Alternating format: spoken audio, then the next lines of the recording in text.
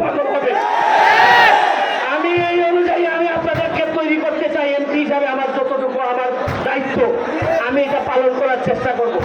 এইখানের মাঝে আমাদের সুজন ভাই সৈয়দ হাবিবুল্লাহ সুজন উপস্থিত আছেন। আমি রিনা আপা সহ আমার এই মুসলিম চেয়ারম্যান সহ আইসিনি যারা আছেন, আমাদের আলাউদ্দিন চেয়ারম্যান সহ যারা আছেন সবাই, যারা এই আমাদের রফিক, আমাদের ইরফান, আমাদের বাবু, যারাই কাজ করতেছে মুজাহিদ যোগ ভালো ভালো কাজ যারা করতেছে তাদের প্রতি আমার কৃতজ্ঞতা রইল। তোমাদেরকে নিয়ে আমি ইতিহাস রচনা করতে চাই। আমাদের সময় কম, মাঠটা খালি করে দেন। আশা করি একটা সুন্দর ম্যাচ আপনারা দেখতে পাবেন। আর আজকেই শেষ না, সময় রাখবেন।